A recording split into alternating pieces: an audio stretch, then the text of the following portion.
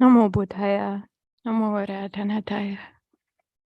Greetings to all our venerables, our venerable Dhammadharini monastic community, venerable Bhikkhunis, seminaries, and Upasikas who are here, and also at our Aranya Bodhi Awakening Forest Hermitage, and to all who are joining us online on this new moon night, which is at least in East Asia and for East Asian people around the world, and increasingly spread far and wide, the Lunar New Year. So welcome to everyone to our first Uposatha program for our 2023 winter retreat. And after the last several weeks of storms here, which were quite dramatic, what some called the relentless parade of cyclonic atmospheric rivers and all of this, then I feel so fortunate to be here in our Dhammadharini Monastery underneath Sonoma Mountain in the Petaluma Valley, and I think we're quite well here, actually. Of course, we have all the kinds of dukkha that we're prone to create and proliferate in a relentless barrage of human atmospheric cyclonic whatever it may be. There may be that, or it might not be like that at all. It might be that we're experiencing so much well-being and gratitude and gladness, appreciation. And certainly this is something that the Satipatthanas will tell us, will show us all of these things. It's the great illuminator, and the foundation also for being able to see and know everything so clearly and well. So I'd like to begin this evening now on the first of 6 of our Uposathas, new moon and full moon Uposathas. 6 on the new moon and full moon means then 3 lunar months. So this is the beginning then with the new moon. And then 2 weeks from now, we'll be gathering together again for the full moon. And then through till the full moon in the beginning of April. Actually works out very well for Satipatthanas, for working with 4 bases for developing and establishing say like fundamental foundations of mindfulness. To have our first is introduction, then to have our next be focused on Ekāyano, looking into the body, then the following, then Vedananupasana, looking into feelings, then our third, Chittanupasana, looking into mind, and fourth, then looking into Dhamma and Dhammas, or Dhammas, not just, yes, it's all Dhamma, but all of the teachings, of course, then we can say they're all teachings, they're all Dhammas, but it's all Dhamma.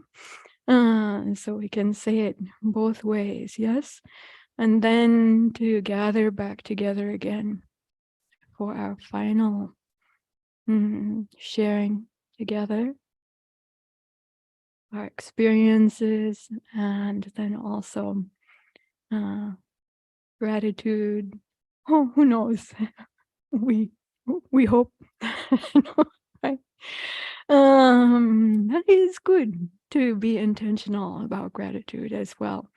So for gratitude and sharing of blessings at the end, this is our plan for this time. And so then this will be over these 6 Uposathas in the 3-month period. And we have here also together on my hand here, Ayya Brahmawara, who also has very kindly and generously offered to be teaching on this theme, this topic or these topics during this time. In fact, she already started. We earlier had planned to be beginning our winter retreat just like about a week earlier, but because of various factors, including winter storms, passing away of friends, and other things like this, then we're starting 1 week later, and we plan also then to be finishing about 1 week later than we had earlier thought. But this works very well for the moon dates for the Uposatha program. It comes to match in really well.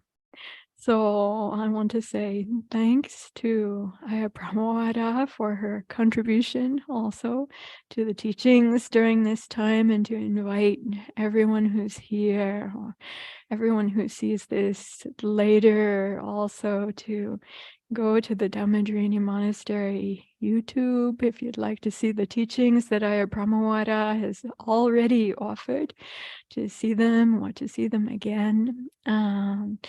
And warm welcome to benefit as much as possible from all the teachings and the opportunity to practice together during this time. I'd like to begin now with some time of meditation. And then after some time of meditation together, then I'd like to give a little bit of a further introduction, not so much to the times and dates as now, but more to the concept of our theme here for our 3-month-long Uposatha program and for this winter retreats practice. So we've chosen the theme where the whole path comes together, returning home to the Satipatthanas. So now I'd like to offer some time of meditation for all of us. There may be some time that I'm speaking during the meditation time. Welcome, you're invited to listen and to work with what I'm saying. Or if it feels better to you to just do what you know is good for you right now with your mindfulness practice during this time, you're also welcome and invited to do that. I'll be ringing the bell 1 time at the beginning of the meditation, and then 3 times at the end of the meditation. After ringing the bell 3 times at the end of the meditation, I'll share Dhamma reflection, and then there will be time for questions, if there are questions. And this is open to all of our community members who are here, as well as all our community members and friends who are joining online. Time for questions, sharing, Dhamma discussion.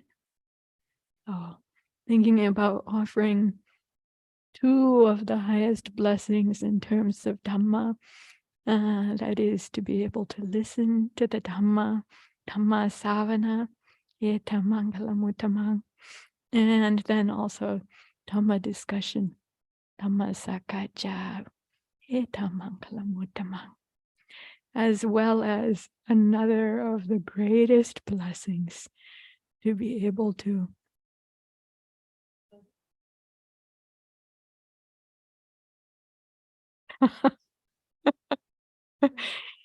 it was seeming like everything was going technically so well. So, when do the foibles start? And then I don't know if you could hear what I heard, but the YouTube, which is a little bit later, started playing out loud here. So now time for our meditation time. I invite everyone to join me.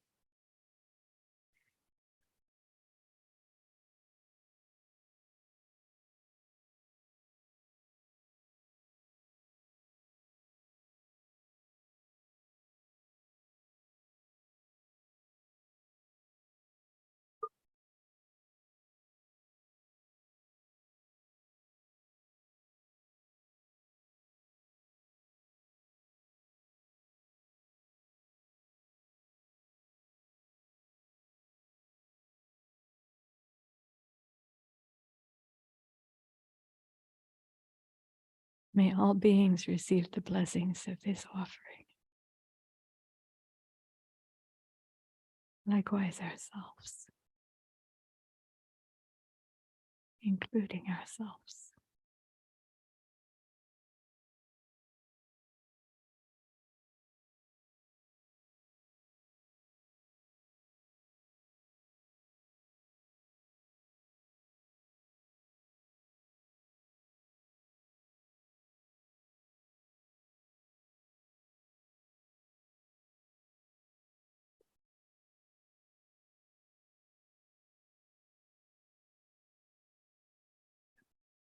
Intentionality.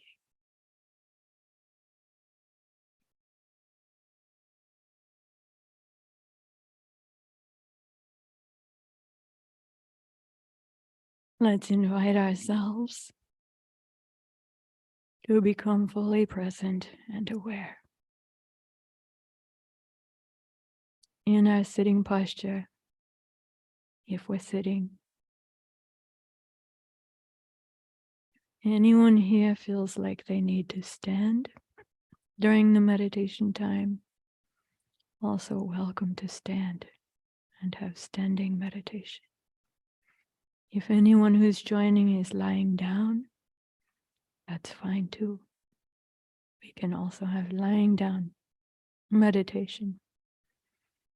If anyone feels like it would be good for them to move, we can also have walking meditation.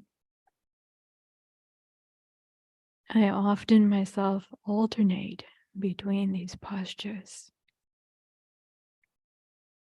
If I'm already feeling good to be sitting, then I might sit for as long as it seems good to be sitting, whether determining for a particular period of time because I wish to train myself in sitting for that particular period of time intentionally, or intentionally sitting for how long it seems to be good to sit, with the wish to know, the intention to know when it would be good, then to alternate, moving mindfully to standing and practice standing meditation, walking, practice walking meditation. We can alternate even between walking and standing at the end of our walking meditation path, whether the path is long or whether the path is short. Sometimes in my kuti at our Ācarinī forest hermitage in the winter storms, kuti is not large, then I make inside my 2-step walking path. Because it's just a small room, even to have a small bed and seat inside with the stove, it's already quite full.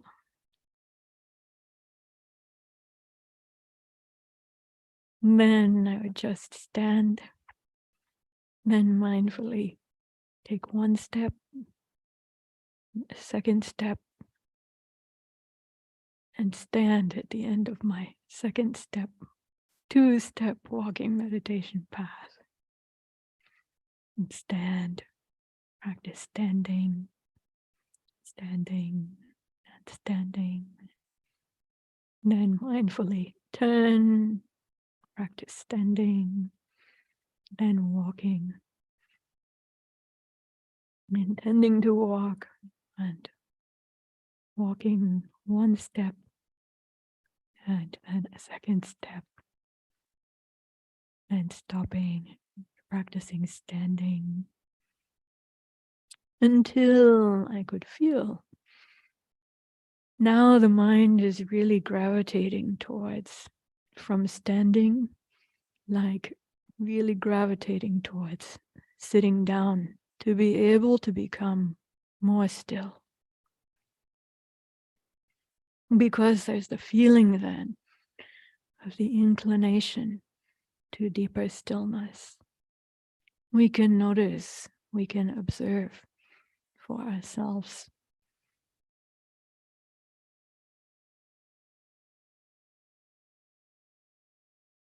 Now as we're sitting, for those who are sitting,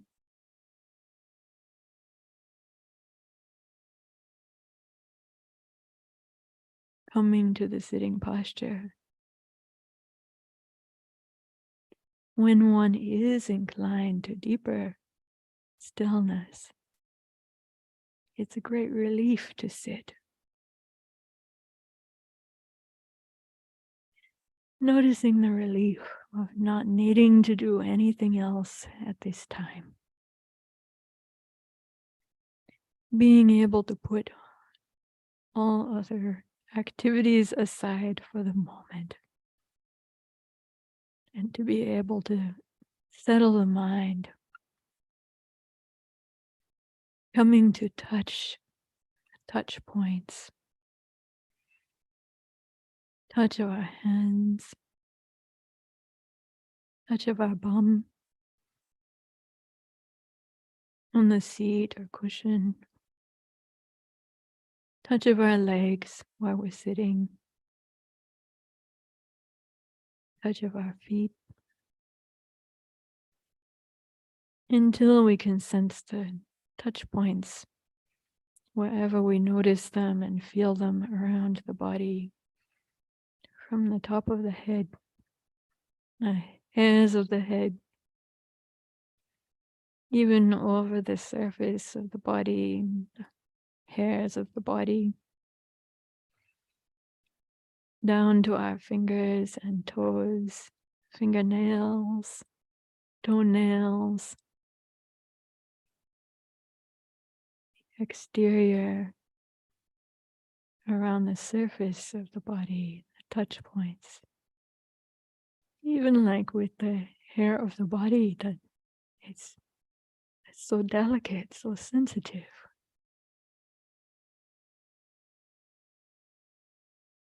Then from the fingernails and toenails, coming into the bones, the hard places. What's hard and soft. With the hard places, and also coming up with the bones and up the spine, the shoulders, and skull, and then teeth. Feeling the teeth. Touch points. Noticing, do we have a visual image or not? Just feeling sensation of touch. The teeth. Where do we notice it? Where do we feel it? How do we feel it? Is the feeling hard or gentle? Strong and clear perception, or faint. Try touching the teeth together for a moment. Feeling the touch point, not hard, just a light touch. Just consciously to notice where is there that sense of touch. Just touching gently and seeing which place do they come together. That point of contact. Noticing, sensing the point of contact. Where the physical part and also the attention and consciousness are meeting together.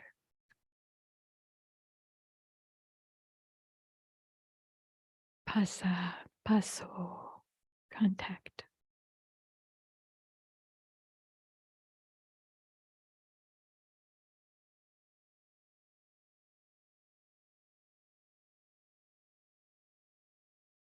From there, we can easily come to the breath,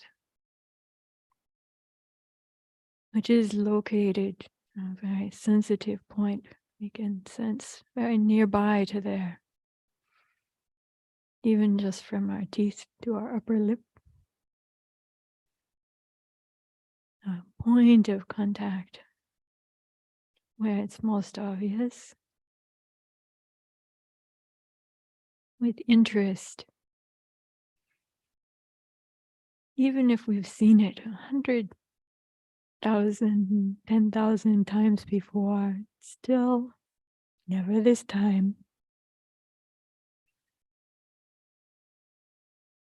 We are not the same as we were all those other times. There is just this now, truly, isn't there? Isn't it?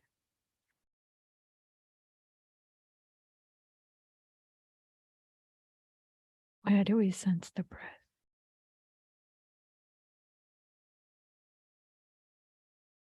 In the nostrils, in the throat, in the chest.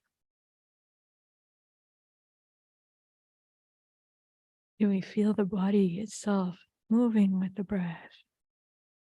As our chest and abdomen moves, and also pushes on the legs, the arms, even our head, neck, back, it's all moving with the breath. This is called a breath body.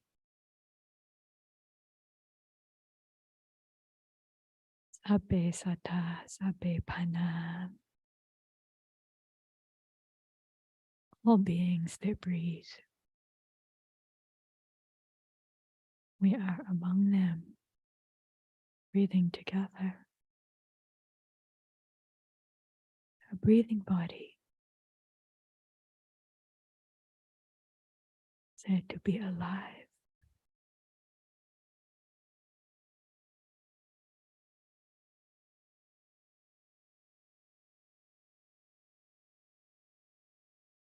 Prana, vital energy, the breath.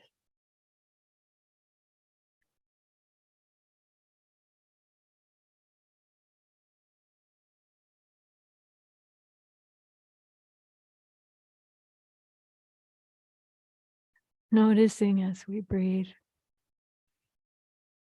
we feel the body of the breath. Also, the sense of inside and outside.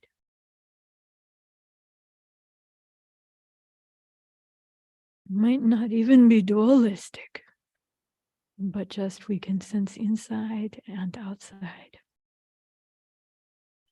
Just as when we open a door and that door or window is open and we sense inside and outside.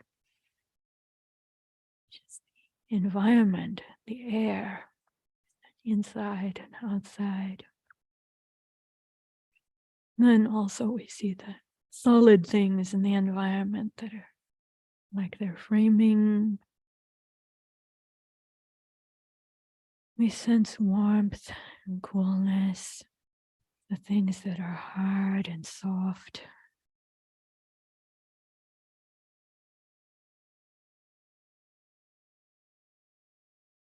With that sense of openness and spaciousness also, we may notice how the breath goes deeper into the abdomen. If we allow it to, it will naturally. We can see, even sometimes we can feel, and oh, look, feeling the breath going down much deeper, even though it's not necessarily a long breath. But with the breath going deeper, then also the vital energy coming into the cells, we can feel it getting like activated, vital energy spreading and coming alive in the body in a different kind of way, sensitive to touch with the breath.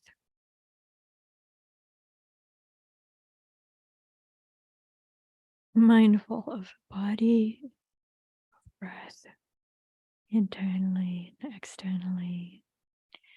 The windows in the body of eyes, ears, nose, mouth. The windows also of so many touch points, a whole constellation, like so many twinkling stars in the night sky on the new moon, dark moon night. The whole constellation of touch points, like constellations of universes. Sometimes we may see and feel like that. With the energy of life, pervasive. The sense also of the awareness.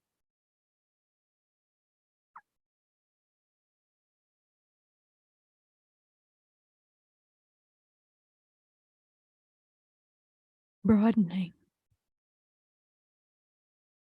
becoming more expansive as we think and perceive in this kind of way. How can come back to particular touch points. One finger, a touch point of one finger, applying and directing our mind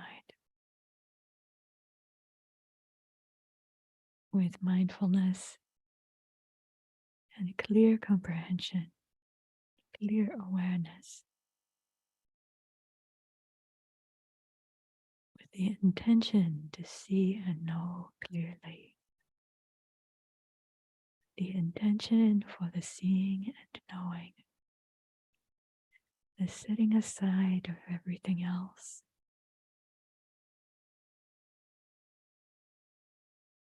Clearly see, feel, know.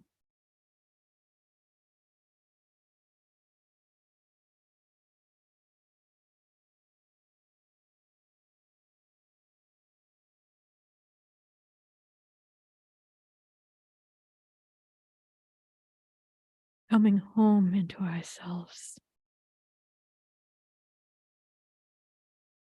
offering the gift of the time. It's just to deepen our clearly seeing and knowing, our awareness. As we deepen the breath, spread the energy of the breath through the body.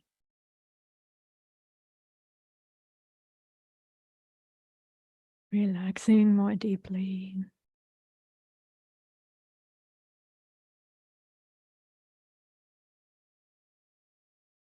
And with the intention for our awareness to become even more keen, but not too tight, not tight. Just like right in the middle, sensitive, relaxed, aware, breathing into and sensing into that middle. If it feels too tight, we breathe into it. Allow the breath to open it up, unbind the tight places.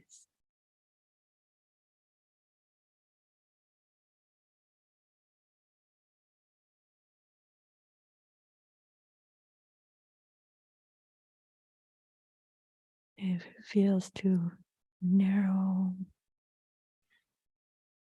see if we can spread the awareness, sense of touch points through the breath,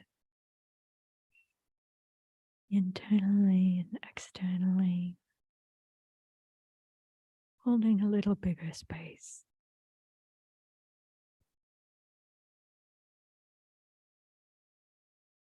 More expansive.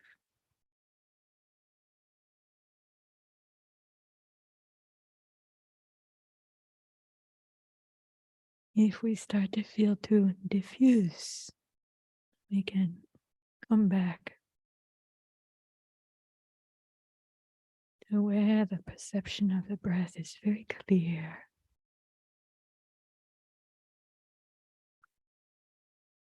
We can follow the movement of the touch.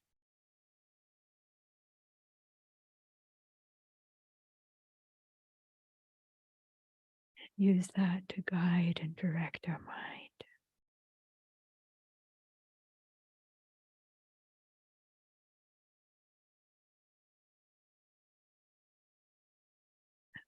Touch of our fingers, not too hard, not too soft.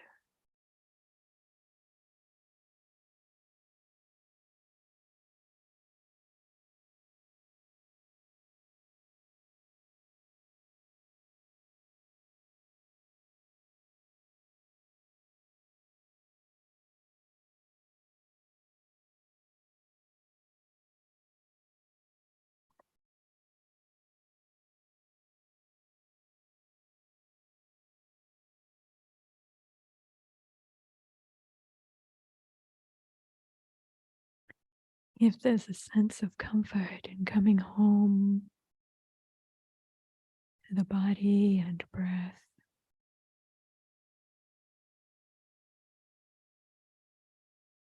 this is blameless.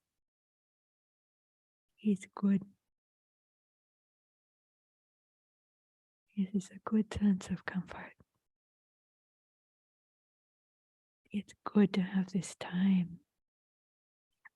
We can feel glad in our hearts for that.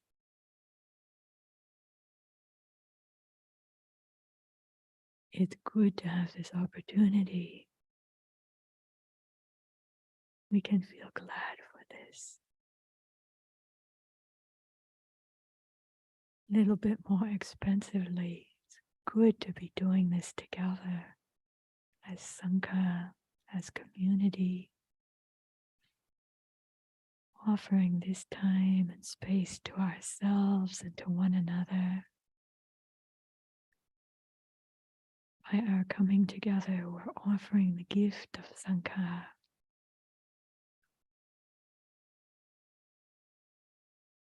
As Sangha is never one alone. It is each one of us and all of us together. We can feel glad about this.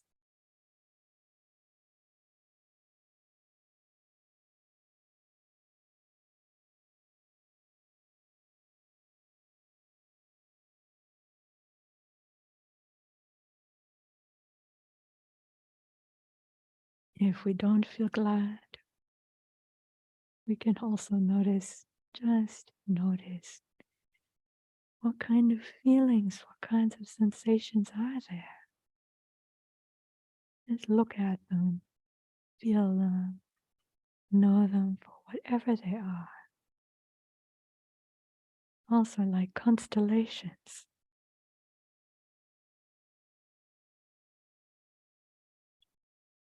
See how we try to identify, name, or that we don't even necessarily need to do that. We can just see them in their very rudimentary form. Temporary in flux, coming together of particular conditions. Certain patterns, shifting, evolving, moving.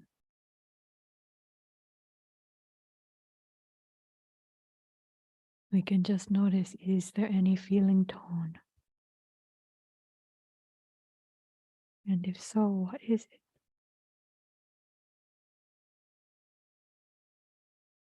With that sense of seeing, that sense of knowing, open awareness,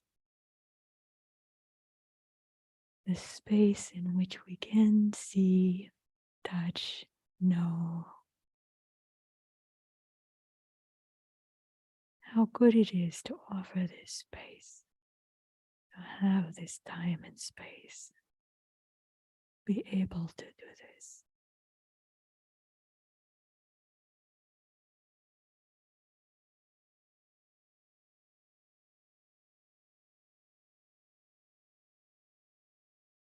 We can see where we feel the feelings.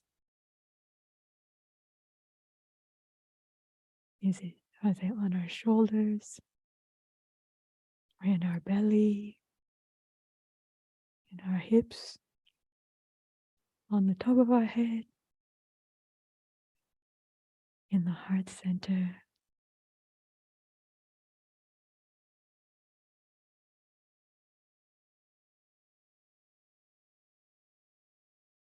What's it like? What's going on?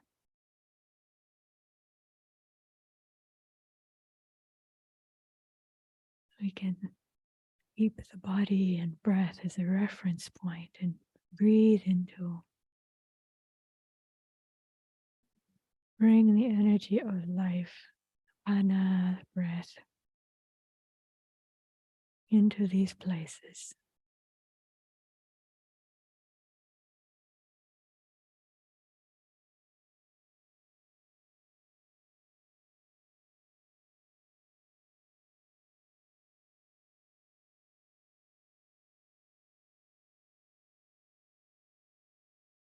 We can offer an invitation.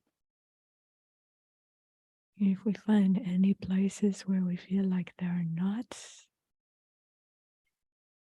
as we breathe gently into them, it's like possible those knots can loosen.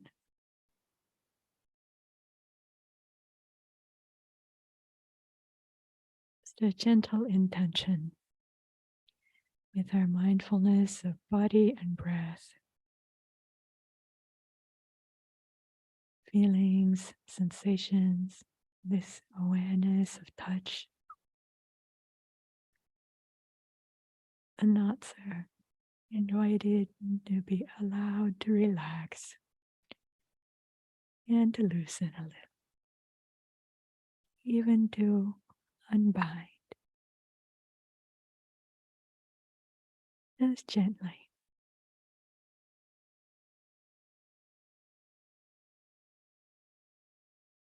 Not like prying with angst, not that.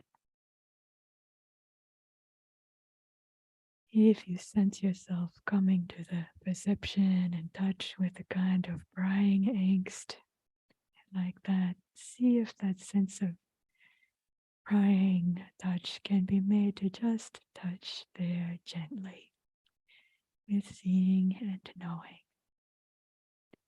Just the invitation of softening and loosening a little. And prying angst, we can invite to relax in this time.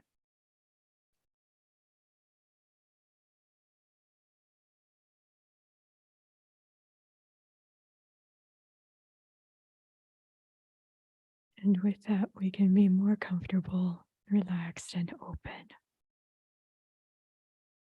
And our awareness can deepen.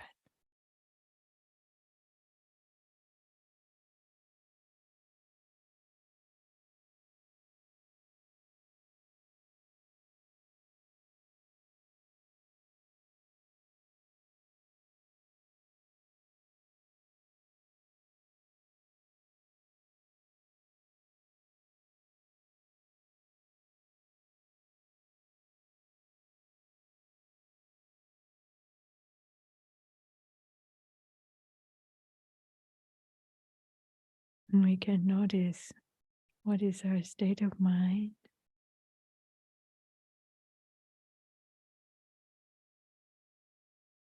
How is it? Small or great or medium? Expansive or contracted?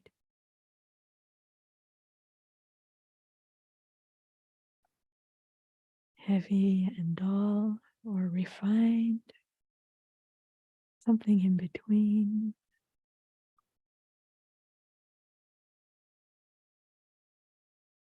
Just noticing, not pushing, not trying to change.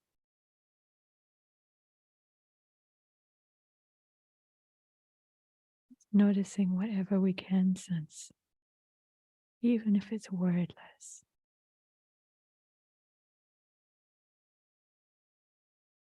Even if it's just feeling or colors.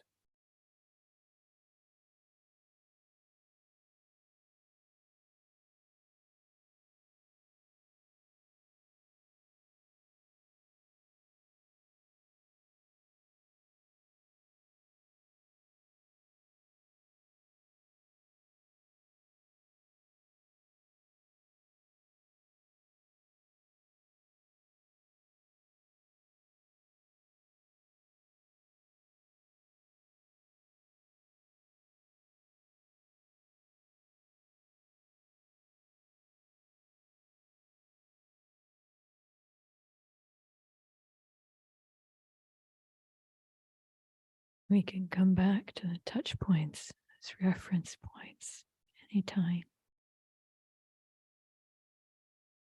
Where do we see, know, feel them?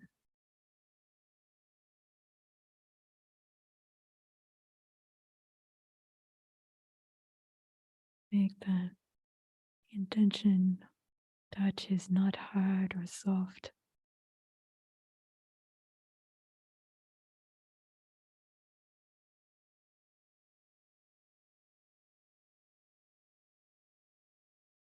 Not tight or loose.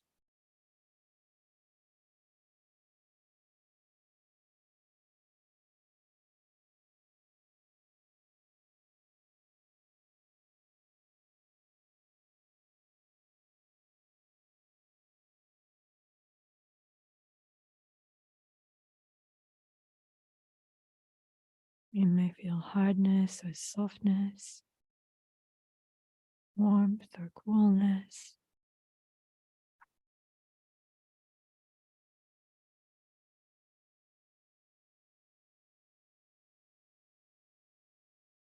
Whatever is there and really happening is here and really happening.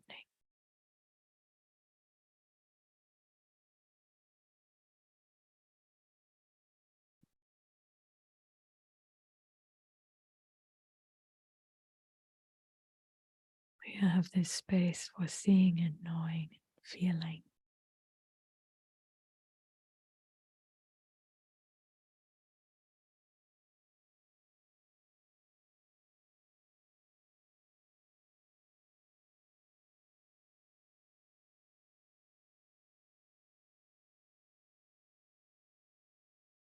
This is our home base.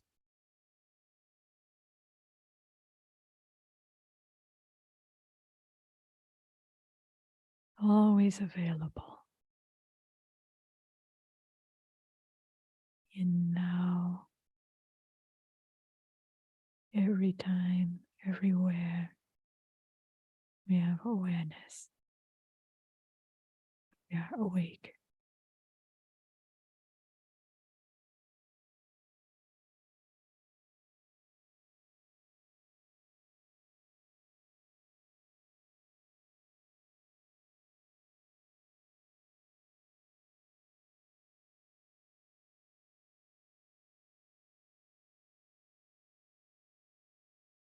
Aware of touch, body, breath.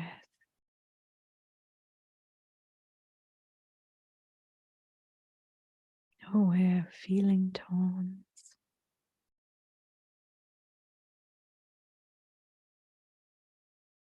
Aware of the quality or timbre of our mind.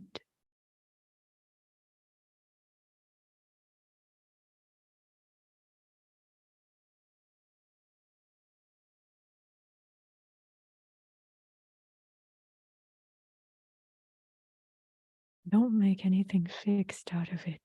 When you notice something, don't try to freeze it.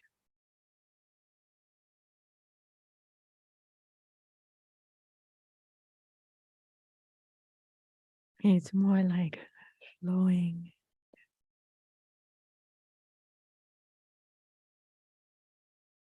As we touch point with the breath, it's flowing.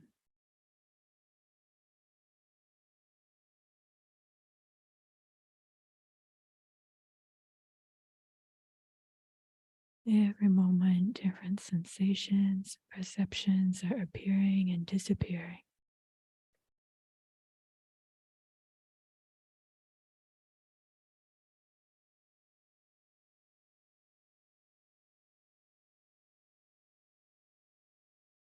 We can see the rising, appearing on the event horizon, our experience.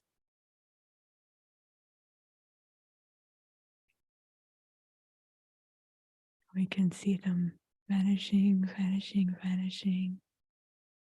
disappearing, falling away from this event horizon.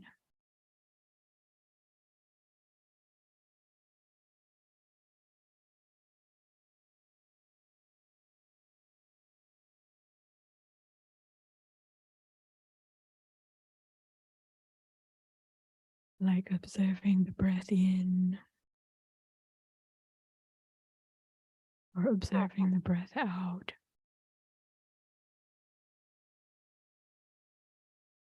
Observing the breath in and out.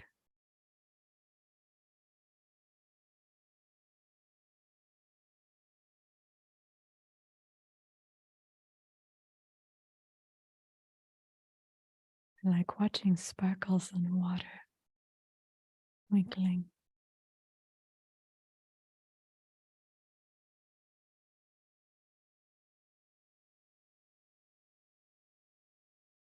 Sensations, feelings, moments of consciousness sparkling in and out of existence. At touch points, points of contact.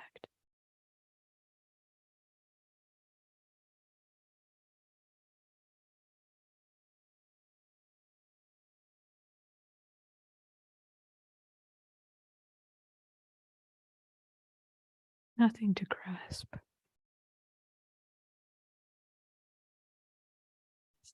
Centered, relaxed, present, aware.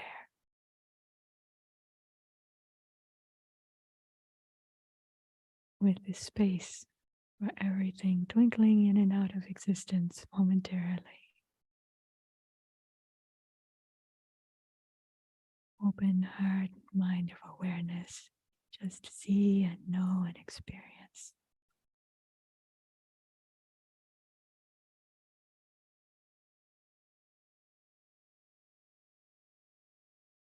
As when we watch sparkles on water, dappled sunlight through the leaves of the tree in the light breeze.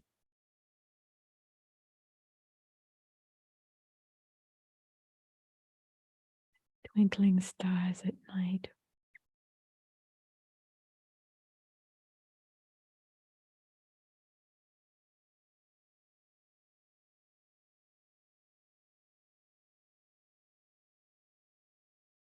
The universe of the body and breath, awareness,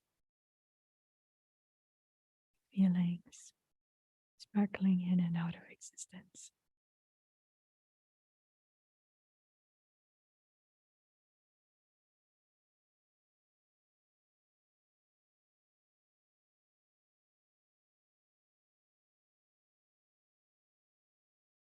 We don't need to go to the lake. We can come here anytime. We are the lake. We are the stream and the light.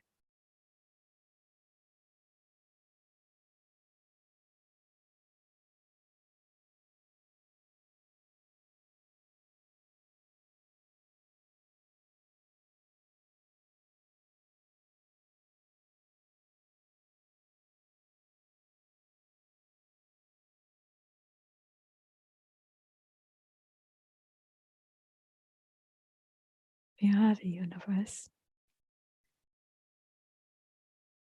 made up of atoms of billions of stars. All the light and power and energy of the universe.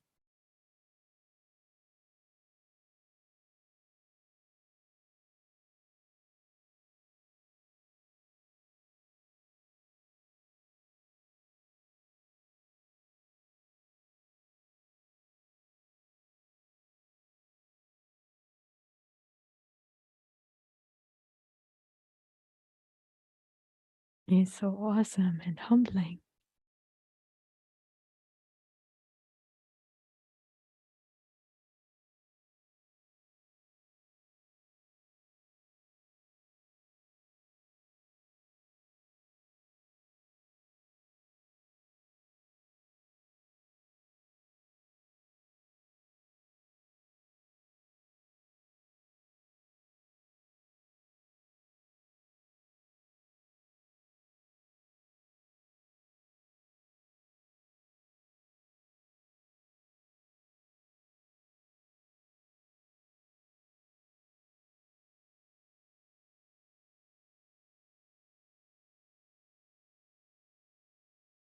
If we get lost, we can come back to the touch points.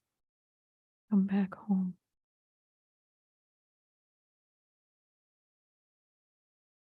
Touch point of the body, breath. Seeing, knowing, feeling. Just aware.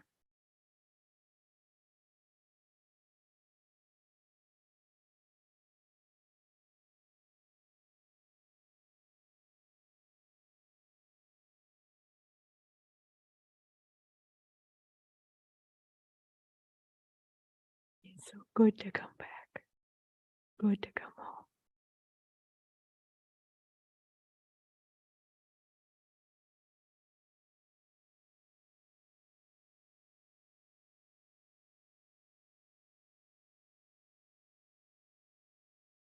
Everything in the path meets here.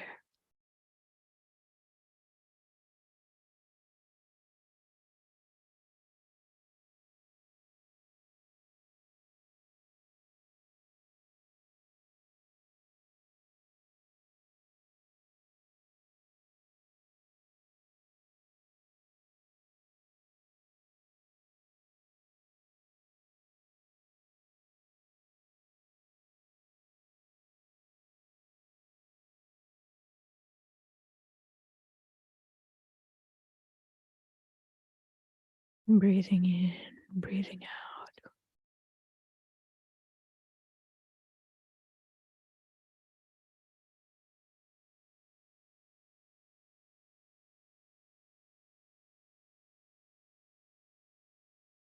Feeling pana,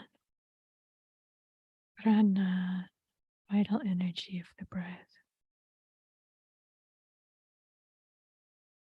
Spreading through the whole body, internally and externally.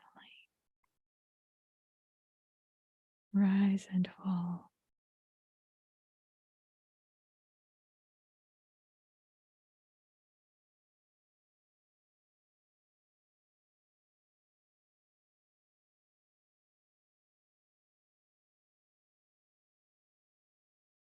Relaxing.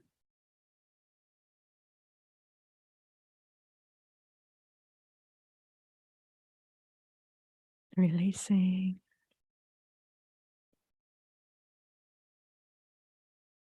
Brightening and energizing our energy, our keenness, our awareness.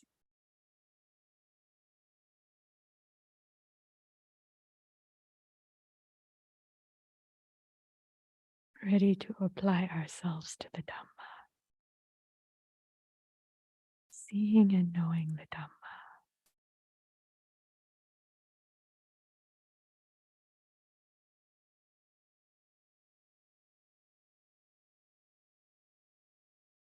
Dhamma savanakalo.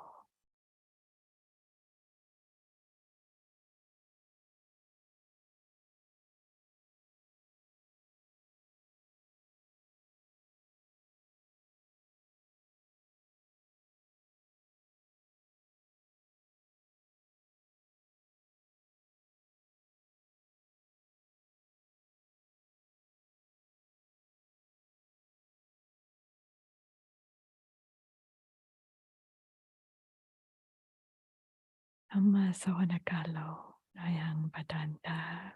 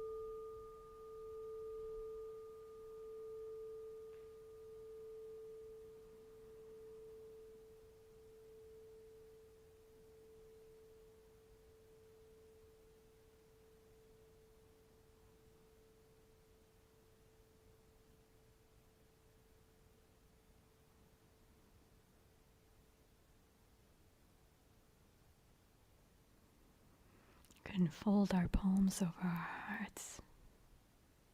The gesture of the angels.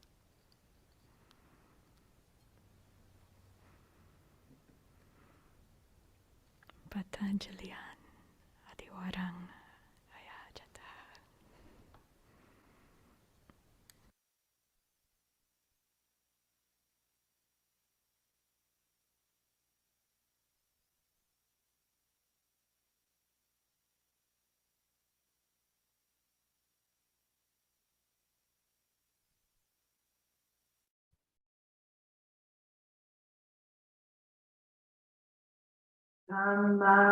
Tathaloka vipati sahampati Patanjali anadivarang ayachata Santita sata paradakadatika Yese tu dhammam anukampimam pajam.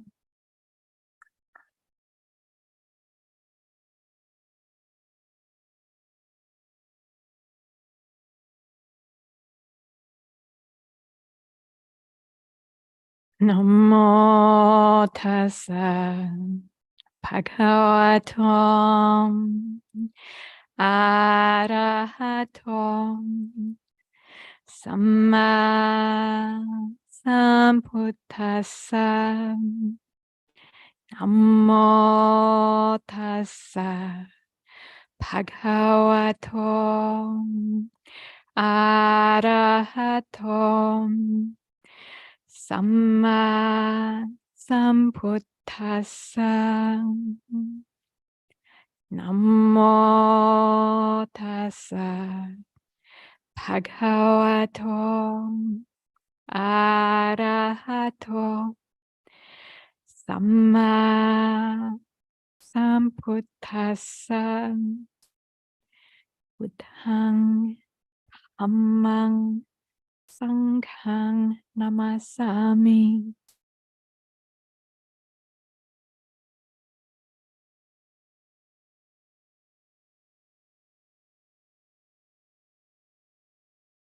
I hope you feel good. I hope you enjoyed the meditation time, or that it was of value and of benefit. However you're feeling, whatever the experience, because of your bringing mindfulness and clear awareness to it, or because of your making effort with the intention to bring mindfulness and awareness to it, and you're applying and directing your mind, you're training yourself, your exploration, you're working with it. I want to say again, greetings all dear venerables, venerable bhikkhunis, seminaries, also upasakas and upasikas, even if there are any venerable bhikkhus or seminaries who might be watching, also greetings. So welcome again, everyone, to our Dhammadharini 2023 Winter Retreat Uposatha program. On this new moon night, I know already around the world for many, it's the beginning the Lunar New Year. While here, it's still the new moon night. And with these words of welcome, then I'd like to talk about the theme that we've chosen for our winter retreat this time. We had a Dhammadharini Community meeting, and then we all had the chance to share what our inspiration was for these 3 months of the winter retreat. And one of our monastic community members then mentioned the Satipatthanas, the 4 Satipatthanas. Then also someone else mentioned factors of awakening, bodhibojjhangas, 7 factors of awakening. But actually, bojjhango sati sankhato dhammana vichayo tata. Then mindfulness is the first, and then goes also to contemplation of Dhamma. So these things, the mindfulness, the sati, bodhibojjhanga, and then also Dhammayicaya bodhibojjhanga are actually very much included in the Satipatthana. And then other things that are the factors of awakening, you might even say, are like they're the effects in some ways. Like when we practice with these 2, then also often what happens is then the next will arise. Yes. Sometimes it seems like it happens a little bit differently, though. It seems like it's actually through listening to the Dhamma that we become mindful, because there's something in the Dhamma that then is like catches our interest. Then we start to pay attention, then our mindfulness like becomes strong, attentive, and aware while we're listening, and then we're contemplating that. Something there, catches our attention in that kind of way. And then through listening to that Dhamma, then also kind of inspiration or tranquility, or the next factor then starts to arise. Or it can be that actually it's just in our sitting or our walking or our standing or our lying down meditation, when we're practicing or training with mindfulness and we're watching, we're observing, that then the Dhamma contemplation starts, even like rising and falling. For example, like anicca, sanya, and going to a Dhamma contemplation right there, and then looking into that, and also then like inspiration, tranquility, then our mind starts to become much more calm, still, clear, and strong. And then we may even, then from right there, like just looking into that, then we want to go into, because of applying and directing our mind and it becoming like strong and steady, and then we're looking into that, we want to penetrate into that, it starts to open up, and then it's like samadhi. We start to access the samadhi right there, but it can happen whilst listening to the Dhamma as well. So this is one of the things sometimes people debate, but traditionally, from long ago, from the Buddha's lifetime, even it's said that even although the Buddha we know is a great meditation master, and also we know that many of the monastics and also the non-monastics householders were also like great in meditation and highly developed in meditation, and yet the vast majority are said to have realized awakening, their minds penetrating into the Dhamma during the time of listening to the Dhamma. Or even as we see in many of the suttas, there's a kind of a dialogue happening with Q&A, contemplation, sharing, discussion. At that time, then they're penetrating into the Dhamma. So then we see how these factors are then coming together. So even then in a moment, we may know, even for ourselves, if that's happened before. It's said that for the factors of awakening to all galvanize, there needs to be at least that much samadhi. That is at least a kshana, at least a fraction of a second of samadhi, for the mind to become stable and clear enough for that penetration then into the Dhamma. At least that much is needed for there to be that realization. Yes, so there's the basis of the mindfulness there, and then also the contemplation of the Dhamma, and then like keen interest arises, or some kind of, sometimes people feel like sign of tranquility, sometimes said like a sign of tranquility, like nimitta, is things seem like they slow down or start to become very clear or keen. Sometimes people feel like they start to hear a very special sound, or they feel like the air starts to change texture, or this kind of thing. Yes. And then, right?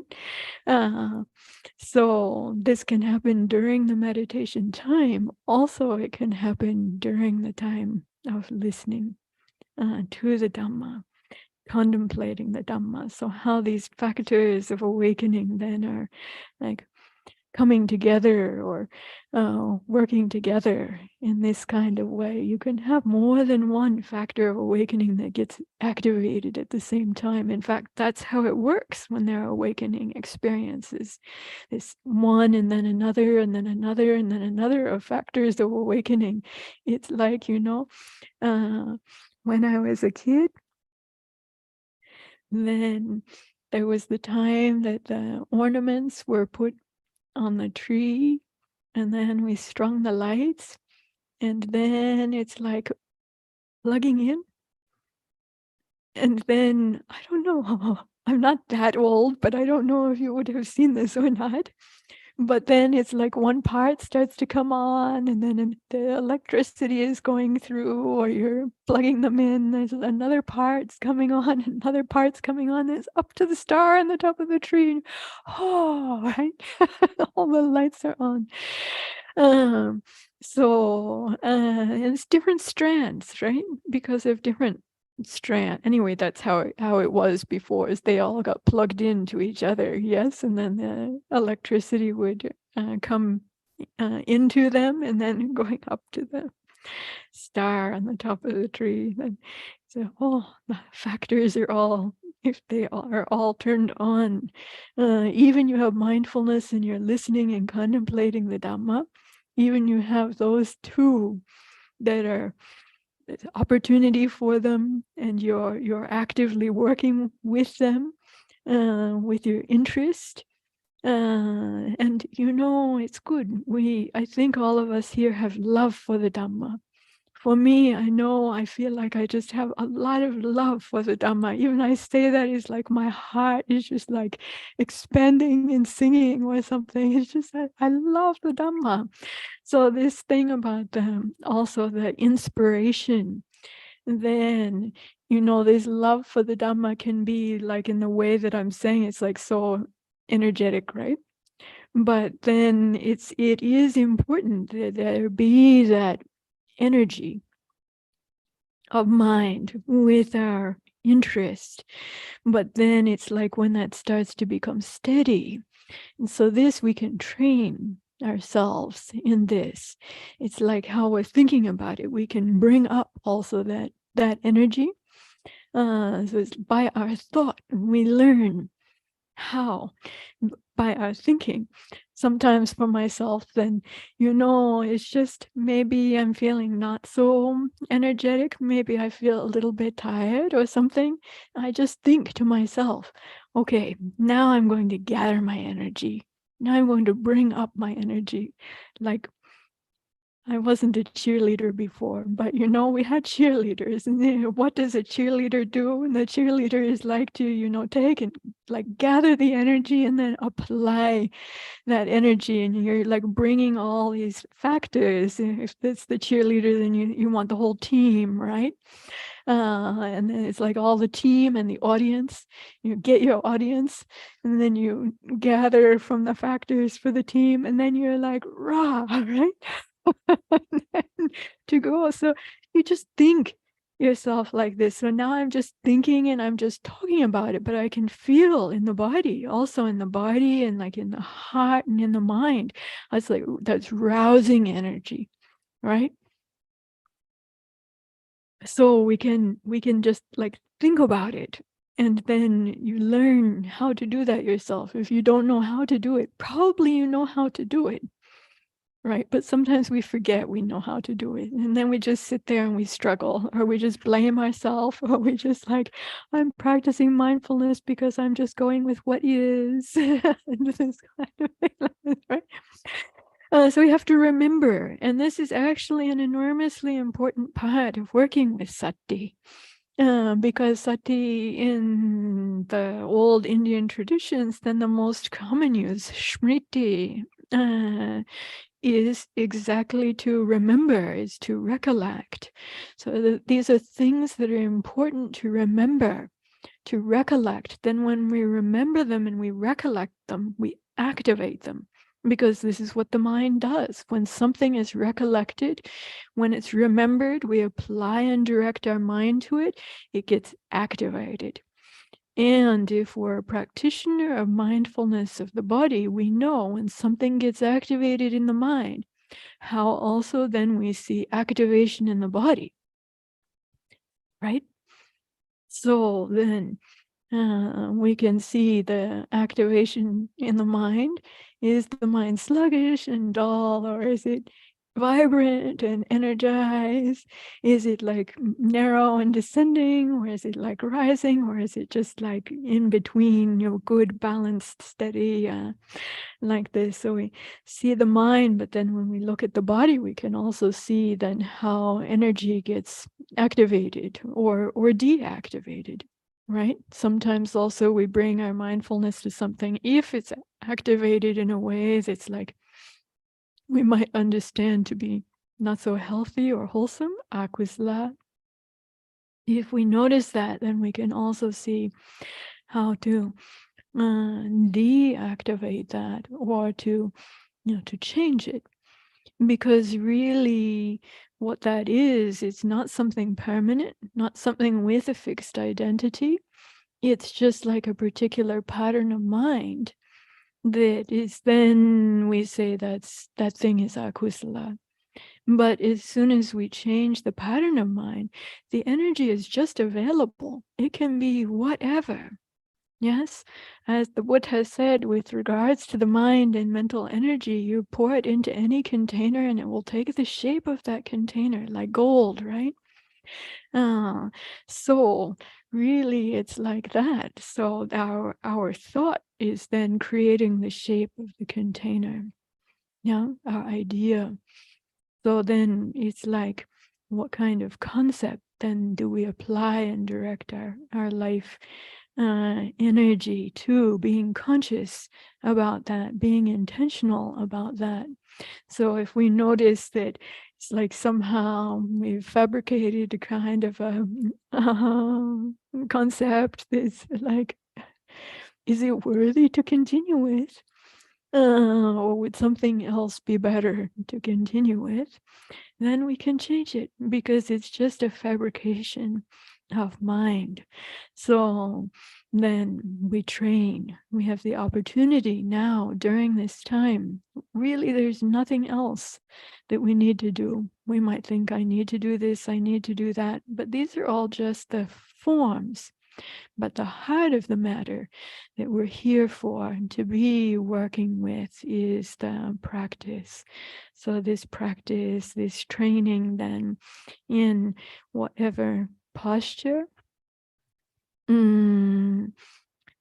whether it's walking, standing, sitting, lying down, chopping vegetables, washing dishes, taking a bath, what else?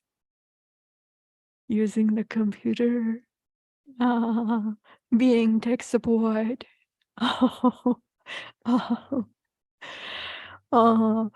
practicing wearing our robes, shaving our heads, or washing our hair, combing or brushing our hair, whatever these things may be. Then these are the bases, the forms, that these are our opportunities then for applying ourselves. But the intention to hold ourselves and all together during this time is for this motion, for this touch. Maybe we're touching our face. For this touch, maybe we feel ourselves smiling. For this touch, for this action, for this behavior, being intentional. This is the path. This is the training. This is the place. Let me ask, for Satipatthanas, is there any physical posture that's not suitable for the Satipatthana practice? Yes, please. Samanari Tavira is shaking her head and saying it can always be applied. Is there anyone who disagrees? Like, really? Then why not always? Are we always? Really? Really? Don't you have the things that are like, okay, can you name anything that's like, you're not using it for your practice? Uh-oh, I gave a very good answer very fast, but now she's asking sensitive questions. Right?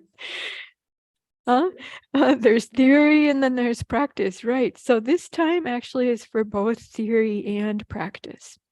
So yes to theory, but of course we know we're not here just for the theory, because what is the theory going to do for us? It's like you go to a restaurant and you just look at all the pictures, right? Then you point out this one, you talk about this one, and you talk about that one, and this kind of thing, but then you don't, even you're hungry, right? But you just look at them and talk about them, right? This is, what will you do? To eat, yes, exactly. So I really love this kind of verse, the Dhamma verse that's about eating and drinking. You and I already shared it a little while ago in dedication. Earlier on when I think Ācarinī was giving a teaching, and this is a verse that goes, Dhamma piti sukhang seti vipassanena cetasa arya pavedite dhamme sada ramati pandito, you can say, pandita, you can say. So it means those who drink of Dhamma joy abide happily with minds clear, calm, and bright in the Dhamma made known by the noble ones. Wise ones always find delight. Right? So this is eating and drinking, there's the physical things that happen, but then also people delight, right? Love to delight. What kind of taste, or then also for the eyes, it's like, what kind of thing does it have? A lovely form. I'm looking up at the orchids that are like balanced above the stairwell to the library. And we look, and then also for sounds. So there's the way of like eating or drinking sights, and also for sounds, for smells, as well as for physical tastes, as well as for physical sensations. Aren't we connoisseurs of all of these things? It's like we want to get the nice and lovely ones and want to do away with and get away from the ones, the physical sensation that's not comfortable, the smell that smells bad, that thing that tastes bad, that sound that's like screech, and then and then the thing that looks ugly and it's not arranged properly and it's the wrong color, and all of this, right? So we can see for sights, sounds, smells, tastes, physical sensations, and even for the mind, also for ideas, how we're the connoisseurs of ideas, right? Like, is it a good book or not, right? So yes, we might be evaluating the quality of the paper and how the light falls on the paper, and is the print with a font that we like, but mostly it's the ideas, isn't it? So maybe I should say on the tablet or on the computer screen, but it's the meaning, the ideas. So this is also for the mind, then how we're connoisseurs of all of these things. But to drink of Dhamma joy, Dhamma piti sukhang seti vipassanena cetasa. Those who drink of Dhamma joy abide happily with minds clear, calm, and bright. Means with those bases of contact, whatever they are, eyes, ears, nose, tongue, body, mind, then this is a base of contact for Dhamma. Dhammas of things, whatever qualities or characteristics there may be of whatever the things, and Dhamma also in the mind. It's like meeting of Dhamma and Dhamma. For a Satipattana practice, then whatever is that base, whatever is that sight, then for mindfulness of seeing, for clear awareness with regards to seeing, for hearing, for mindfulness, for clear awareness with regards to hearing. So in what I was talking about before, to be the connoisseur, then the aim is to enjoy, the aim is to like or dislike, right? The aim is to like want to get that or get rid of it, to love it or to hate it. So often this is the aim. If you go into an art gallery and you look at the different pictures, what is going to be your aim? I can't say beforehand, but for many people, they'll go in and like, what do they want? They want to know what they like and dislike, and then also to think about it and talk about it, and then we feel very smart. It's like evaluating this one and that, and then also the whole ideas thing. Then we become connoisseurs of ideas, and oh, how well he spoke about that. Oh, how pitiful.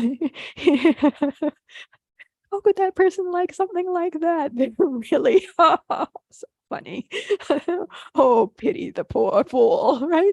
And then we it's like basing our kind of like whole sense of ego self, isn't it? Just a construction, right? We can see how it's built up, like how we construct, we weave, we fabricate, we build it all up with all these kinds of things. But in this case, with regards to the Satipatthanas, 4 bases, foundations to be established,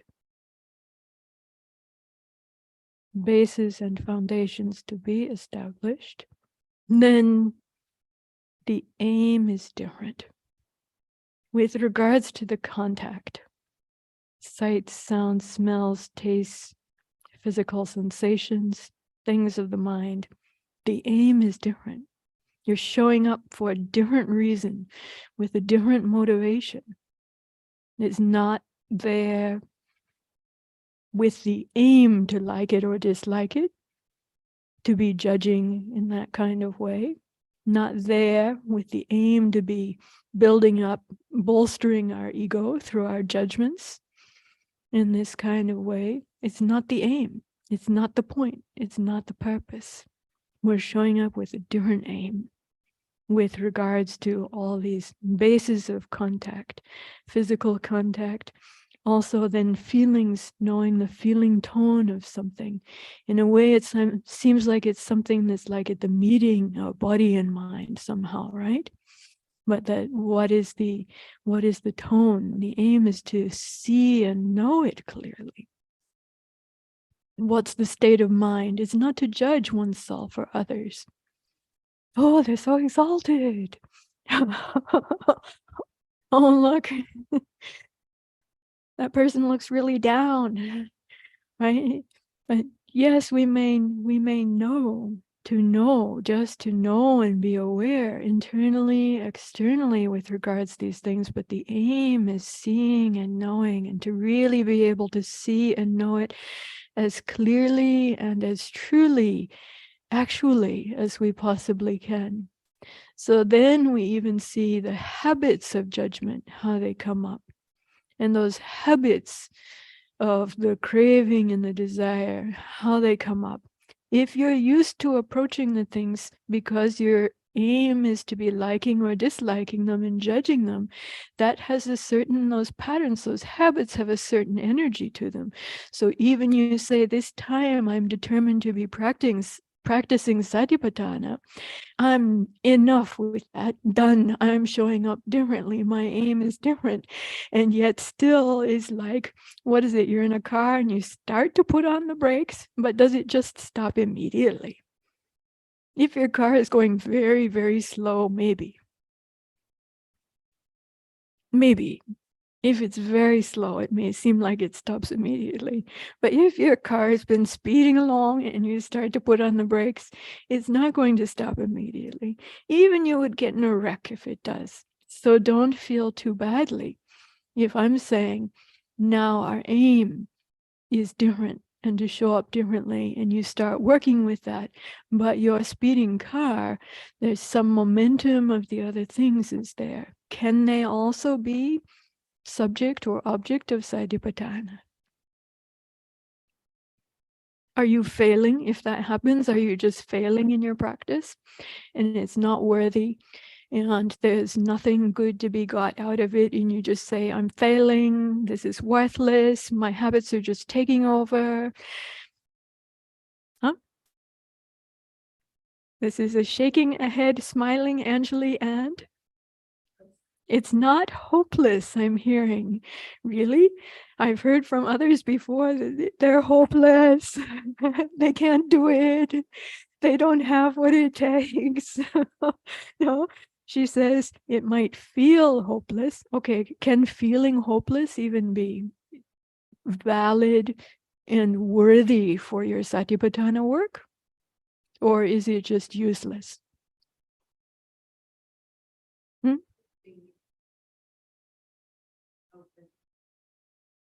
Sometimes you can feel hopeless and give up, right? So you can go in a lot of different ways with all of these experiences. You can go in ways that are further debilitating yourself, negatively judging yourself, damning yourself. Option is there. We can do all that. We have all those skills. Plenty of people around to be examples of doing that. Yeah. And if we don't see anybody in our monastery to be a good example of that, we can just go to YouTube and we can find an example right away. I'm serious. You can just watch the news or something, right? You can find it really fast, even if you don't see any good examples of it right in front of you in your monastery or with your spouse or friends or children, or, when you're looking in the mirror. But you can find it fast. So yes, we can go in ways with the things that are disempowering, debilitating, damning ourselves, or with the very same thing, we can go in a different way with it. We have options. That's important to know. We have options. So if we are going to take a walk out in our monastery neighborhood and we come to the crossroads, then at that point at the crossroads, we can choose which way we're going to go, right? So we're there just here at the crossroads here. There's a stop sign right there. And then we see, oh, there's one road going this way, one road going that way, one road going this way. Or you can turn around and go the other way. You can just walk around if you want to, left or right. You can walk around. You could walk across and back. I'm just saying to make a little bit of fun, but really we have options. We do. We have options. This is the part where the intention and the recollection aspect, I think, of the sati, then is so very, very important. And to be working, to be training ourselves with the intention. We're all here, I'm quite sure, because of good intentions. The good intentions are what brought us. So we're all people who have good intentions, and we're probably all people who at some time or another either have or do lose sight of that. For whatever reason, our mind goes off to something else, and even if for a moment we lost sight of that wholesome, virtuous, beautiful intention that brought us here, what we're here for, and some other. This is very important to know also. With mindfulness and clear awareness, then you start to see what kind of intention is there. All right? So number one, we can see what's there. Just sometimes people say, I'm not able to see my intention. But if you ask yourself, then also, have you ever been aware of having a noble intention? Well, most people will say yes, right? That you can right away using your sati, you can recollect the time that you had a noble intention, the time you had a great intention, right? You can recollect it so fast. Sometimes people have a harder time actually seeing the other part. Have you ever had an ignoble intention? You said, no, I never have. Right? Never in my whole life. But you can tell if the noble intention is not present and active, some other intention is there. You check and see. And then we can also see, sometimes we can just see there's not knowing. There's ignorance. There's just, I'm interested to know this, like what kind of intention is here right now. I just don't know. And then you can just see and know that there's not knowing, right? But you can have with that intention to be able to see and know and to perceive that. This is like the layering of things, right? So it's an intention to be able to see and know intention. How is it possible? Yes, absolutely. The intention to be able to see and know the intention. And then the knowing of ignorance is sometimes there. Just in this case, ignorance just being you're knowing that you don't know. Ever experienced it? Oh yeah, all of us. There are the times that we just really knew we didn't know. Something came up. Do you know about this? No, I don't know. I know I don't know. I'm sure I don't know. I know. So yes, there can be this layering. And according to the Buddha's teaching in this training in mindfulness and clear awareness, that is of benefit when there's that much knowing, even to know that we don't know, or that it's not completely clear. Because there is, you can see, step one step back, you see there is that knowing. And that's good. So much of the time that we get into trouble, it's because we don't know, or we're misunderstanding, we're not seeing, and we're not really getting properly what's actually going on, but we think so. This is the double ignorance, right? We don't know, but we think we do. So we don't know, but we're wrong about not knowing. That's like that's the layering of it, right? So when you bring that knowing there, then that changes. Already that changes. And when you have that intention, you know, I have the intention to see and know. I'm applying my mind with the intention to see and know. I'm applying my mind to be training myself to be seeing and knowing. It's very different than just going around unconsciously in delusion. And often thinking we know something, thinking we are something, we're something special and all that, right? No, I'm just, it's so often, it's so common. So I make a little joke out of it. I'm not joking about it because of being someone who only sees that in other people. I actually see that in myself because I spend a lot of time alone. So I see that in myself far more. But I can recognize in other people as well. So this is a really wonderful thing. Actually, also with this training, this is it's like kind of great opening or equalization or like moving into non-duality. There's so many different kinds of the non-duality, right?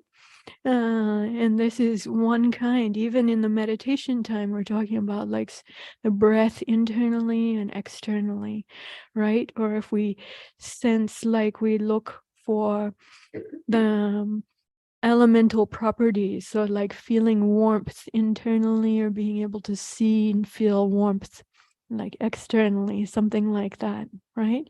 And then when we look at that carefully, there's something then that recognizes like that's just warmth. It's just that property or that quality of warmth, whether internal or external, or it's like becomes somehow undifferentiated in a way. It can be like that also for the other things, like bones in this body or bones in the other bodies, the hard or soft qualities in things, right? It starts, we work with it, we train with it, and then in a way starts to become undifferentiated. What about feelings? Negative or positive, pleasure or pain, internally or externally. We sense in ourselves, we sense in someone else is just painful feelings or just pleasant feelings, right? And just noticing these are just feeling tones. This is different kinds of feeling tones are neither pleasant nor painful. And where people do, they walk into a room and the other people, what kind of vibe am I getting from them, right? What kind of feeling tone? Yeah, so but it's a great kind of equalization in a way, not a forced equalization, but it comes through just sensing and perceiving, looking at the things in these kind of basic ways, internally and externally. And for these mental things that we're talking about, also these patterns, these fabrications, these habits, these ideas, also, it's all unique for us and for everybody else all the time, of course, but certainly the patterns, the identifiable patterns are there. Yes, so this is a great equalization in a way. And that great equalization is very, very good for the heart, good for the mind, good for our humanity. Yes, healthy, and it makes for such a good basis also for insights into things that then can go deep and are transformative and really, I say, make us better human beings. You might even say more, even perhaps in some small ways, more Buddha-like.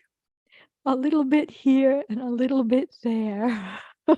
Yes, in fact, indeed, because even those things that are called Buddha-like, they're like around and they show up in different people at different times. There's something that's part of our potential, that activates and happens in our humanity.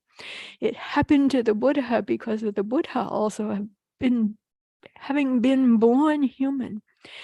And then because this experience is possible as a human being, as we're human beings now, also a human being who's interested in the Dhamma, interested in the truth of things, interested to train themselves, interested to investigate, to research, interested to develop the tools that are supportive and conducive, and in this case, tried and true tools that are supportive and conducive. We don't have to start 100% from scratch. We have actually an enormous amount of wisdom that's available to us to bring to bear upon this work, that we are so fortunate in this time and place, relatively peaceful, relatively unafflicted, with the great merit to be able to have time to sit and meditate, to have time to listen to the Dhamma, to have time to read, to contemplate, to experiment, to train ourselves. Actually, this is enormously precious and rare and meritorious. We might not really think so. We might not really get it. But if we look broadly at what the many human beings and many living beings are experiencing, even right now in our world, at this time, we might start to understand about that. If we understand that, then we won't waste our time. If we were to waste our time having such an opportunity, we would be amongst it's like the people who are extremely rich but extremely foolish, right? And pity them. They had some kind of merit to have so many great things and great opportunities, but the way their mind is going is like, just turning it all to garbage, right? Oh no. May we not be like that. Even if we feel we're impoverished and we don't feel we have so much merit, may we be like the ones who, even with a little merit, are so keen-minded that we know how to apply ourselves with that to what is great and penetrate into the excellent for ourselves. All the Buddha's disciples who woke up, we think they had enormous merit, but did they all just have easy lives from the time they were born and everything was easy and everything was like so lovely and it's all easy and all roses, and then they saw the Buddha and they're awake and it's just like that? Oh. Even the Buddha himself is supposed to have had such fantastic circumstances, but even then went to make things more difficult for himself for a long period of time. But that was with the absence of that passed down wisdom. There was no other Buddha alive at that time. In the traditions say there were Buddhas before that, but their teaching had already been forgotten. It wasn't available at that time.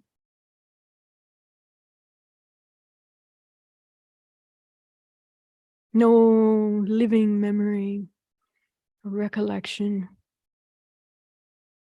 Yeah. So we know, like in the forest, we worked on trail clearing, and even like the road had gotten all completely like grown over for 25 years, and you can't even walk through it anymore. It's just all thick and overgrown, even once the road was there. Now we can just drive in relatively easily, right? That's because of that road clearing, trail clearing work that was done. We're in this time now that it's like still, that's there. The path can be seen and is relatively clear and open for who would choose that direction, for who would choose as they stand at the crossroads in the moment, as we really are in a way all the time, every moment in our lives. If we're aware, if we're awake, we can see we're standing at the crossroads. Which direction are we going to take? How are we going to apply ourselves? How are we going to apply ourselves with our eyes, our ears, our nose, our mouths, our bodies, our minds? Which direction, which path will we take? Yes? Well, our choice. Turning to our noble intention, activating our noble intention, applying our noble intention, coming back. If we lose it, wake up that we lost it as fast as possible. We don't need to beat ourselves up. We don't need to be harsh. But awake that noble intention, apply ourselves again as quickly as we can. What am I seeing and knowing? What can I learn from this? What insight is there to be gained? How can I be training myself? How can I be applying the Dhamma to whatever this is that's being experienced here and now through these bases, these foundations of training and experience? So this is meant to be encouragement for myself, number one, and as an offering to all of us and all those who will join together, giving rise to their noble intention, or with the intention to give rise to their noble intention, applying and directing their minds with the intention and effort to apply and direct their minds to this path of practice together during this dedicated time.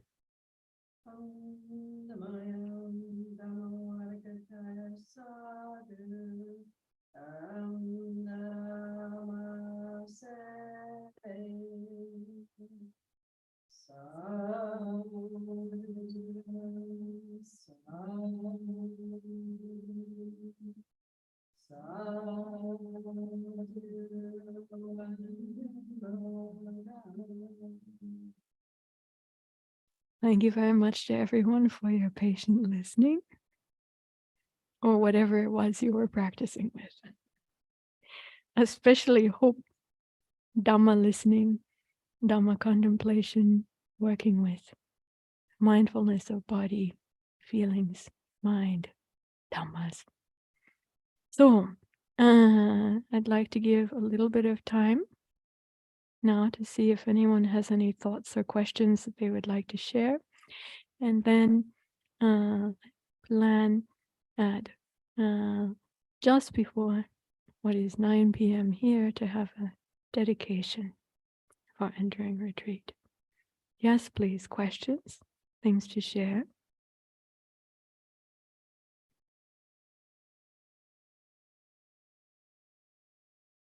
So if anyone doesn't want to be seen in the recording, now is the time to turn your video off. If you are happy to be seen and it has been off, welcome to turn it on. Now is the time that questions are welcome, or to share. And our tech support says that if you have something you would like to ask or share and you want to be anonymous, you can type it into the chat, and tech support will help you. with that, we'll facilitate. Yes, please.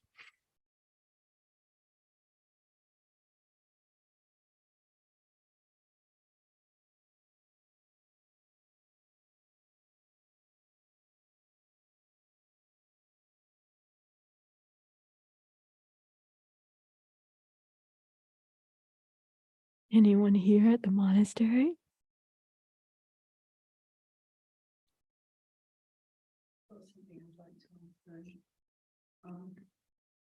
Yes, please, go ahead. Shall I repeat it for you? Well, yeah. Okay, good. Yes. First of all, thank you so much for this talk. It's really illuminating and inspiring to hear you speak on Dhamma. And I just wanted to ask, do you, in your own practice, have you felt that the contemplation or the practice of Satipatthanas, has it changed over the years? Has there been any kind of like different way of practice, or is it really the same way of practice? I wonder if you could say a few words. So Brahmawada asked, in my own practice of Satipatthana, has it changed over the years, or has it been pretty much the same thing? And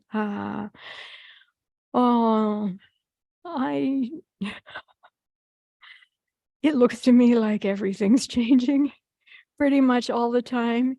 And yet there really is a sense of something that is like, I'd say like common ground, or something fundamental. And I would even say that, having been, well, let's see, I'm not that old, I'm only 55.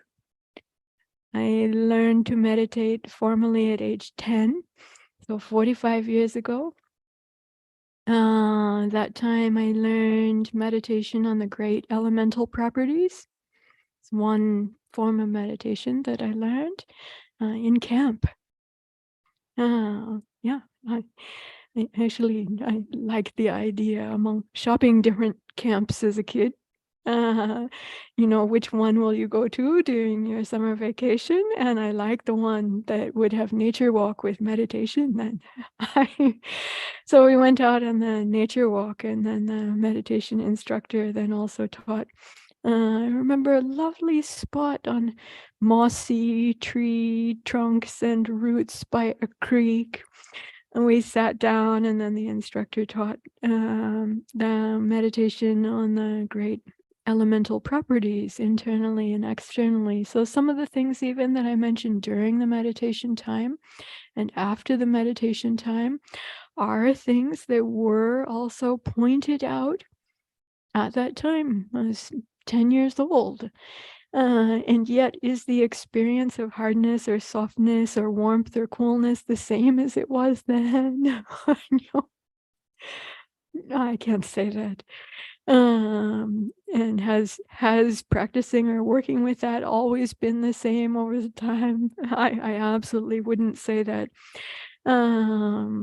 So really, this is, I'd say, like an unfolding exploration. And every time coming to the meditation, I feel like there's always something new, something different. What do I mean by coming to the meditation? I mean being alive. Each day is coming to awareness, and then like, what is the experience of that time up till now? I'll say there's some period of time in meditation retreat where I felt like I stopped going to sleep in the kind of way where, your awareness goes out. You're not aware of being aware anymore. Just for some period of time. And so then it's like even lying down and relaxing deeply and all of that. And it's these days, even though the last few days I didn't sleep much because I had some things on the other side of the world as well as this side to attend to. But when I went to sleep, then I like to think about practicing with mindfulness, and then just like the lights go out, right? And then like lights are turning back on again, awareness is coming back on, and then like that. So not like that, awareness through the days and nights kind of thing like that. But always all continuous discovery and entering into this time now, then very much for me, as I'm sure it will be. None of us know yet. Even you think you've made some decision, what is this time now going to be for me? What am I going to do? What's it going to be like for me? What am I going to gain from this? This is one of those cases that I was talking about earlier. It's good to know that you really don't know. You may think you know something about it, but afterwards you can say what it was really like, right? But this is also an aspect of sati. Because even sati, we say in the moment, we think we're knowing something, but it's like, can you get right on the moment? Or what? Right? Even to be listening and to be able to make sense, you have to be like going, it's like listening and recollecting back and listening and recollecting back. Yeah. Anyway, it's one of those funny things. So I don't have any decision. What is it going to be like for me? But as long as I have awareness, I have the wish to show up and to bring Dhamma to the Dhammas. Dhammas, by Dhammas, I mean whatever experiences, whatever bases of contact there are, then the wish to recollect Dhamma, bring Dhamma. And when these things connect, then we say it's the path. So then it's the, what does it say? Intention to be living in the path, wish, will, heart, to be living in the path, applying oneself to the path, applying oneself to the work of the path.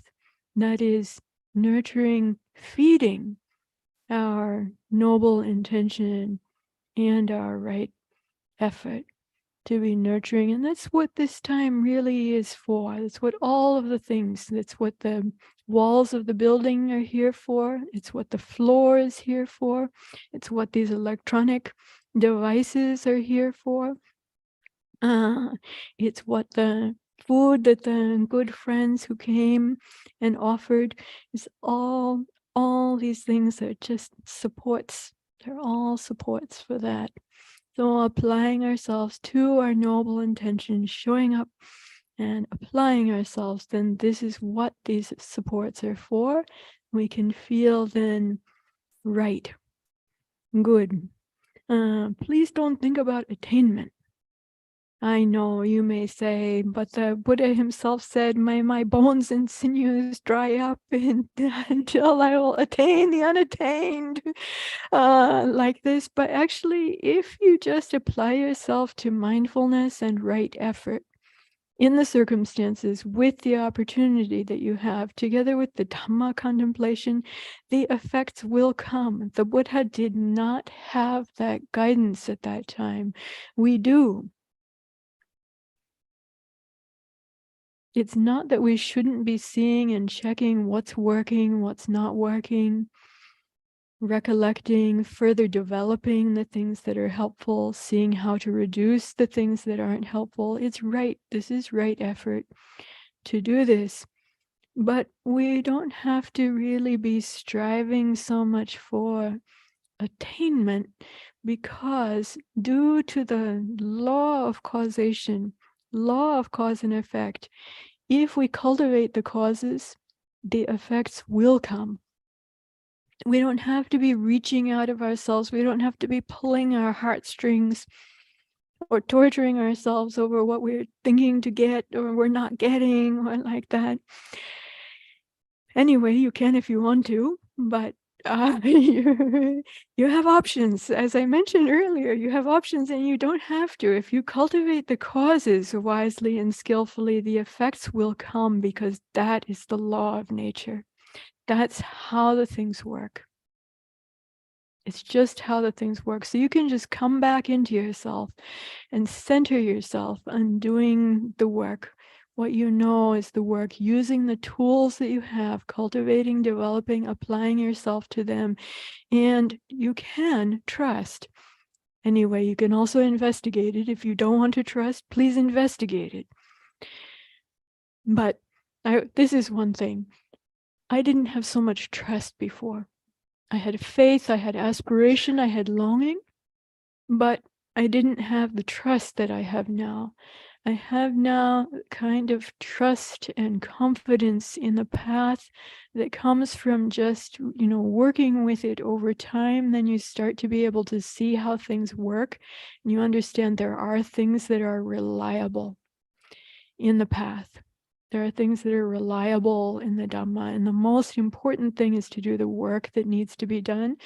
And you don't have to be stretching outside of yourself to be like grasping and longing and all of that.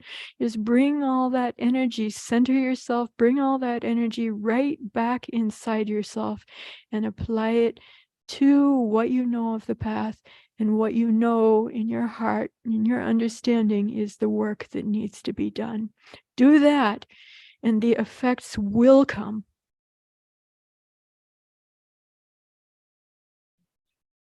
Oh, thank you for asking that question. It's such a fantastic question. I'm sorry I've gone a little bit over time. Let me stop now. And I hope then for all the questions that might arise that you might have for Ayya Brahmawara, that for her Sunday morning meditation, Sunday afternoon sutta study, Tuesday evening meditation and Dhamma sharing. Warm welcome to join any and every time for that or to listen afterwards. And I will, who knows what happens, but if the causal conditions are there for it, if they come together for it, then I'll be back with you again in 1 fortnight for the full moon. And then we'll be focusing at that time, really looking into and particularly focusing on the Uposatha, just specifically looking into the body. All 4 foundations really work together very, very, very well. So you don't have to be focusing on just one, but it is valuable and worth it to give time to just focus on one for a period of time. The others will come up anyway. They do, they will. It's how it works. Don't think that's bad or wrong, but to really dedicate the focus time to really be looking into and exploring one. So you have that opportunity, you have that invitation for this time. For all of us, I offer that invitation to myself and to each and every one of us, all those far and wide. And now I'd like to share in dedication. I invite you to put your palms in front of your heart. Also think about holding your own dedication, and that of this time, dedicated time of introspection, looking into, investigating, contemplating the Dhamma, penetrating into it, and of cultivating, developing, establishing these excellent foundations for establishment of mindfulness and clear awareness that are Ekāyano Maggo, like the hub of all the folds of the Noble Eightfold Path and all that is kusala, skillful and liberating, and such great supports at the center, supporting our right effort in all the folds, holding that dedication for self truly with love, kindness, care, integrity, dedication, and virtue, and for the Sangha, back to the Buddha, all of the Arahants who have awakened before us, all those who are awakening now, all those that are like our Dhamma guardians, guardian angels, great supporters, benefactors in so many ways, who've already passed away, who are still alive, even those who are lying in the womb or waiting to be born again, with a heart of dedication, love, and blessings to all of them. And I'd like to go into a few details now. I'd like to especially bless our retreat managers, our tech support, our Dhammadharini Support Foundation, all of the supporters of our Dhammadharini Support Foundation, all past board and committee members, all those present, all in Inspiring Generosity Committee, our Dana coordinator, Lal Senanayake. Welcome everyone to join him in offering hot meal dana and grocery dana here at our hermitage, to contribute to lodgings dana and grocery dana from afar together with Lal and his great dedication of Sangha support. And I want to bless all of our supporters and benefactors far and wide from the past who are still alive in our minds and hearts in the present, far and wide, near and far, all those who are our moral supporters and benefactors who offer mental support and Dhamma support. All those who are our verbal supporters, who say words of support that are helpful, blessed, supportive, beneficial. All those who are our physical supporters, whose actions are supportive, including those who donate their skills, their time, their efforts, their energy, food, requisites, volunteering, lending a helping hand in so many ways, near and far, including all those here, keeping this space, caring for these offerings really well in a way that's a blessing for the donors and a blessing for ourselves, our own minds, our own hearts, supportive of the path and conducive to the fruits of the path growing and ripening, and for us to have that,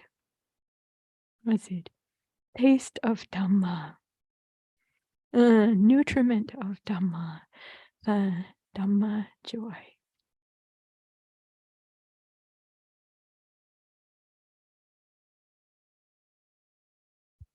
We have a lot of quiet sadhu, sadhu, sadhus here.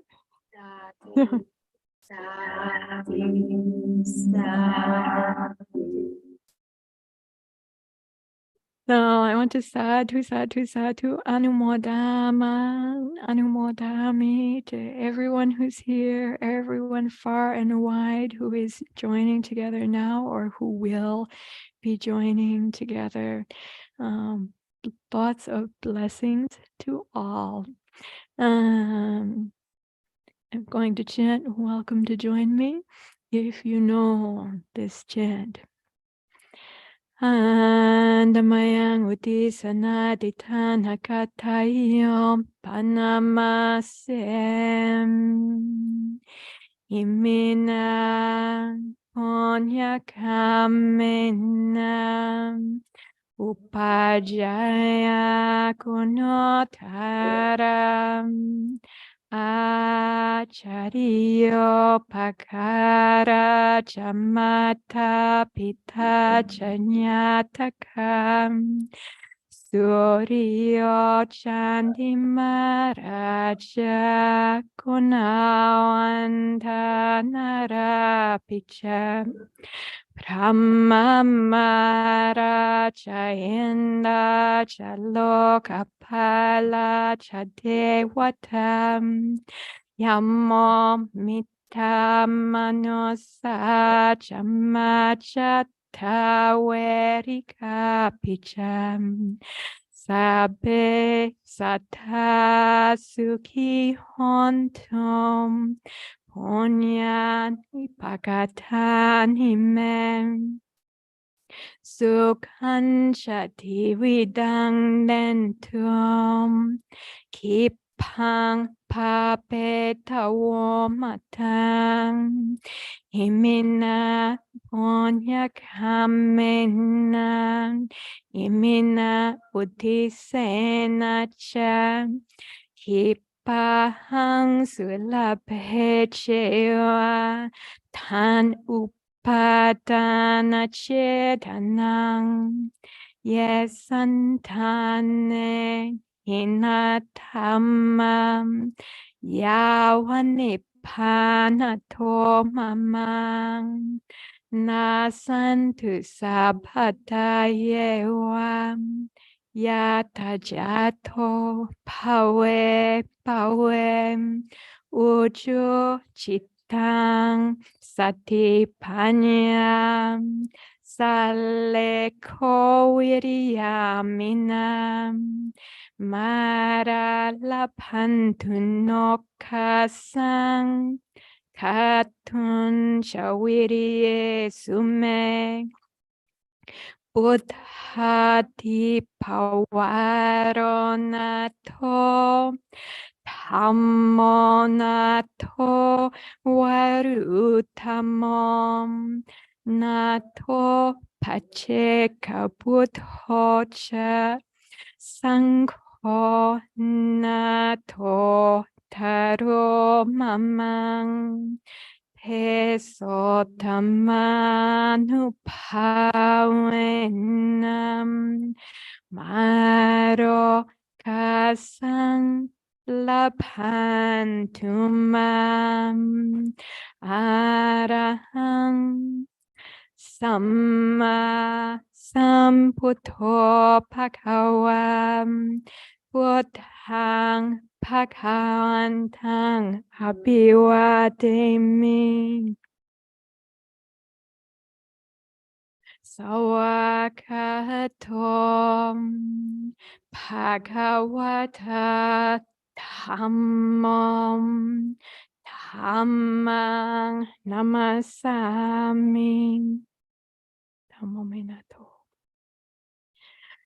Upatipannom Bhagavatom